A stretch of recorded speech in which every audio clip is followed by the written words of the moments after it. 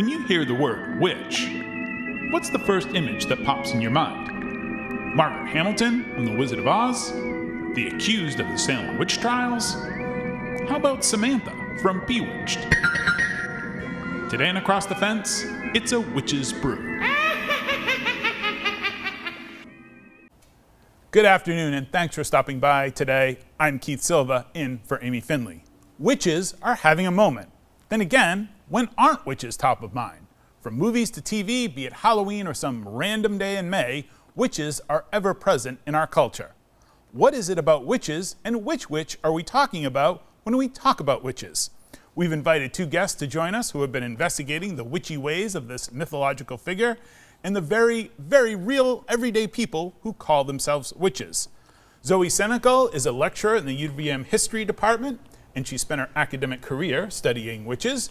And joining her as a senior at UVM, Isabella Silva, who worked over the summer on a grant for Professor Senegal to study witches in Vermont. Now, if you haven't put it together from her last name and the striking resemblance we bear to one another, Isabella is also my daughter. So welcome.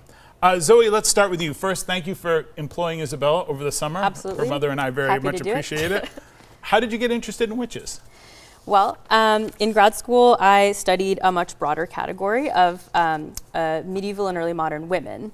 My dissertation, my research was on nuns in Paris and kind of their intersection with the justice system, which is not a very far topic from what witches are. My advisor, Richard Kiekeffer, is one of the leading experts in academia today about the history of witchcraft and magic. He was a very fun person to work under. Hi, Richard, if you're watching. But, you know, I learned quite a bit about the topic from him. And when I came to teach at UVM, I thought this is something that, as you guys are going to talk about today, is very modern also, is very topical. The students are going to want to come and hear about witches. So I really ramped up my research into witches in just the past couple of years that I've been working as a lecturer and listening to what students want to hear about it, and also trying to, you know, tailor my classes to like what's the most relevant ethical way to study this very complex topic nowadays. Is there a difference between witches and witchcraft? Are the two synonymous? Can they be separated? That's a good question. So just to dive a tiny bit into the history, sure.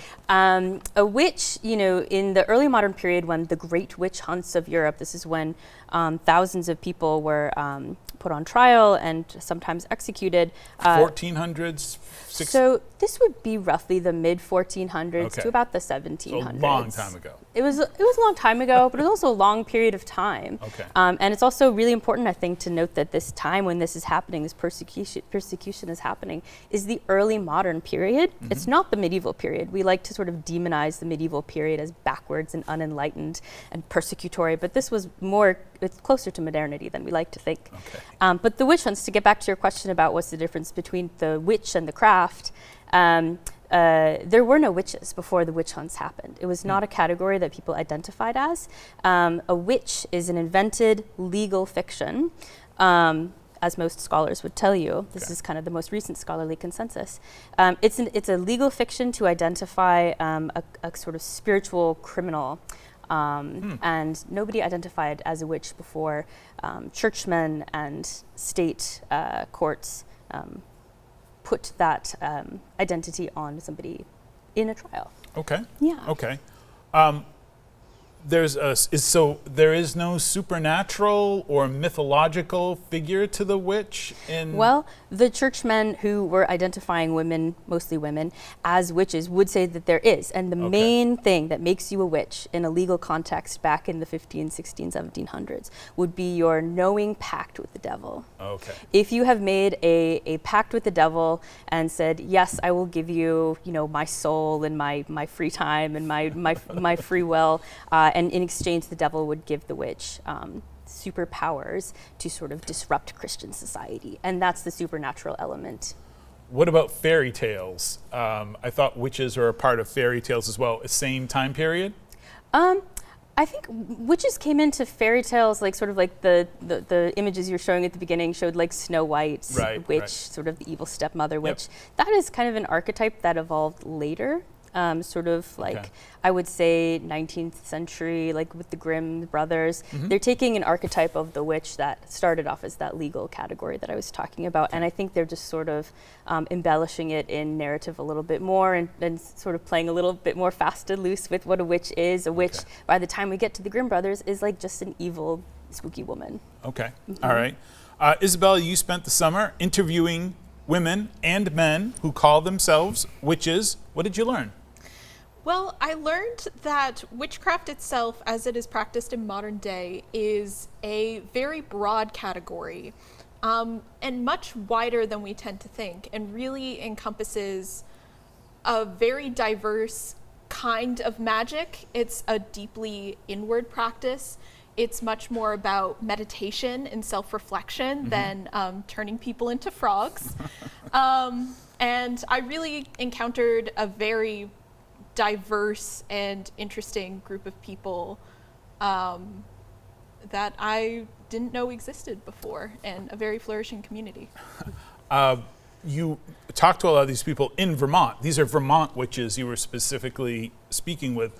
Who did you speak with in Vermont? Not names and things like that, but what was the attitude that they had? A lot of black? Did they have a lot of cats around? What was? Well, there were definitely some goths, I'll say that. Okay.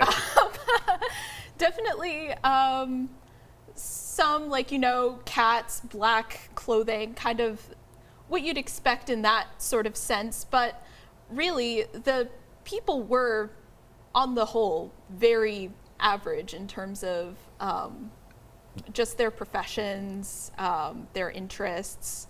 And I think the people that I spoke with really reflect the diversity of the craft itself.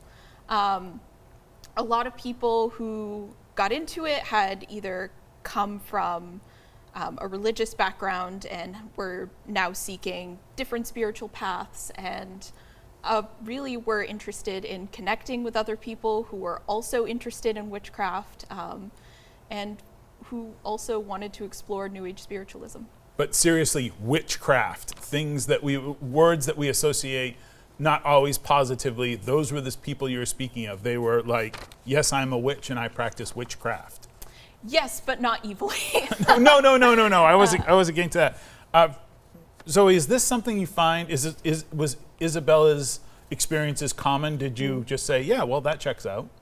In terms of her experience with modern witches. Yeah. Yeah, well, I actually didn't know, I still don't know a whole lot about modern witchcraft practice, and that's Sure. partially why I hired Isabella, so she could find out for me this summer. But yes, I think there's a big gulf between like the historical witch archetype that emerged in the course of the witch hunts as a persecutory category, and how people are embracing it today, as Isabella just described, as like a very positive, self-affirming experience, as sort of like an alternative to mainstream spiritual modes, I think that I'm happy that people are able to reclaim the category of witch and use it as like a positive thing.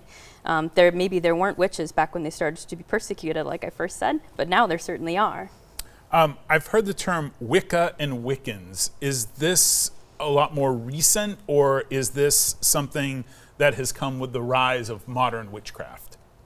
Yeah, I was just chatting with about that with Isabella before we started filming, because she knows a lot more about the term Wicca and Wiccan than I do, since it is a relatively modern term.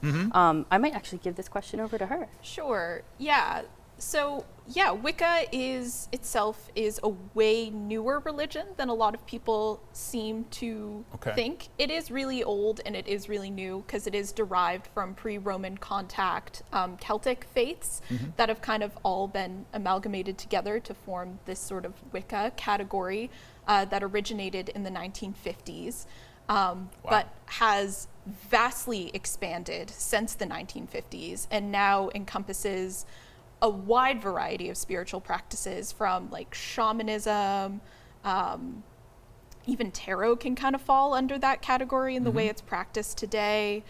A lot of like nature-based, very modes nature-based of spirituality and in the magic, most cursory research, to speak with a researcher this way, Wikipedia informed me that Wicca is a modern nature-based pagan religion So that sort of made to make the most sense. And it's on the rise. It's something that, did a lot of the people you meet identify as Wiccans or as practicing Wicca?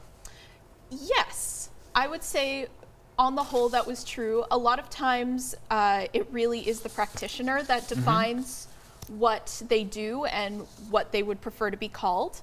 But witch is a pretty good broad signifier for the people who are practicing witchcraft and what a lot of the people I spoke to identified as, regardless of their gender. And speaking of gender and identification, this goes for witches are both a male term and a female term. I remember you telling us at the dinner table that warlock is straight out. No warlocks, no. No. Well, yes and no.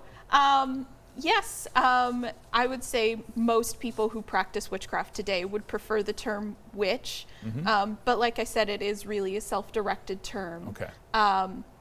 And witch, the way it is talked about today by practitioners, could really be a man or a woman. And it's really a practice that is really affirming to people of all genders and sexualities and races across all that. Zoe, just a couple minutes left. Beyond the Hollywood version, how should we think about witches today? Fairy tale characters, new age eccentrics, your neighbors, symbols of female power. How would you think of witches today? I think you can think of them in all of those ways that you just rattled off. I think, history has many different uses and applications. I think what I mostly want to urge people to do, even as they're dressing up as witches for Halloween, is to just remember that they are like they do have a history, and they do have a history that is mostly in the time period that I was talking about, very persecutory and sad. And that even as we're adopting these tropes and giving them new, often positive value and meaning, we should also be honoring the people who all suffered under this category of witch, which they didn't take on for themselves initially. You sort of stole my thunder. With Halloween right around the corner, celebrate witches is what I'm hearing you say, and maybe do some research. Join up. Join up, sure, yeah. Do your research. Do your research. Well, I'm always going to think of witch from now on as a legal term. Very good. And I think that's the way to go. Thank you very much. This has been a lot of fun, Isabella. It's nice to have you on the show. And again, Professor Zoe Senegal, thank you very much. Sorry, Isabella referred to you as Professor Zoe. I do go by Professor Zoe in the classroom, so that's fine. Thank you so much. My apologies, but thank you both. That takes care of our show today. My thanks to the crew behind the scenes here at WCAX, crafty witches all. I'm Keith Silva. This is Across the Fence. Thanks for being part of our family.